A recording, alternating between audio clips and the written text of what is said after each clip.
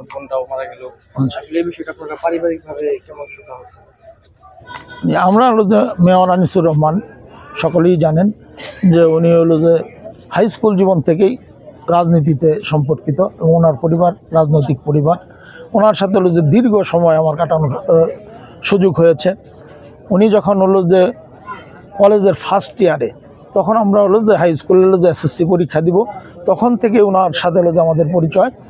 এরপরে একসাথে হলো যে ছাত্র রাজনীতি, তারপরে হলো শ্রমিক রাজনীতি, সর্বশেষ উনি হলো শ্রমিক রাজনীতির থেকে বেরিয়ে এসে মেয়র হলেন। মেয়রের সাথে ওনার সাথে আমি হলো যে কমিশনার হইলাম। ওনার মানে এই দীর্ঘ রাজনৈতিক জীবনে কেউ বলতে পারবেন না যে উনি কাউকে মানে অহংকার করেছে, কারো প্রতি রাগ রেখেছে, ক্ষোভ রেখেছে, গুসা রেখেছে। ওনার হলো যে একটি গুণ ছিল, ওনার কাছে যা থাকতো উনি হলো যে তাই দিয়ে দিতেন।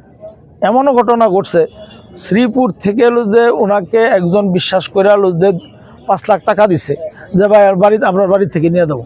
উনি মাওনা চৌরাস্তা এসে হলো যে তার কাছে টাকা নাই, ওই টাকা মানুষকে দিয়ে দিচ্ছে। মানে হলো যে যা চাইছে হলো যে কাউকে হলো যে না করে, এরকম একজন লোক ছিলেন। এবং হলো যে এই 18 মাস আজকে তো হলো যে খুব প্রকাশেরও জায়গা নাই। অনেক নেতৃবৃন্দ, অনেক গুণগ্রাহী, অনেক হলো যে তার অনুসারী, অনেক শিষ্য, তারা আজকে জানাজার নামাজে মানে আসতে পারে নাই, এই অনুষ্ঠানে অংশগ্রহণ করতে পারে নাই। একটা বেদনা হলো যে সকলেরই আছে। আমরা হলো যে ভাবছিলাম যে রাজনৈতিক পট পরিবর্তনের পরে এটি মানে কি বলে হলো যে অন্তর্বর্তী সরকারের পরে হয়তো হলো যে একটি রাজনৈতিক সরকার আসবে, সেই রাজনৈতিক সরকারের সময় সম্প্রীতি বজায় থাকবে, সেটা আর হলো না। উনি শেষ পর্যন্ত চিকিৎসাটা হলো যে উনি ভালোভাবে করতে পারেন নাই, যে খোলা মনে যে চিকিৎসা করবে এই বের হতে পারেন নাই।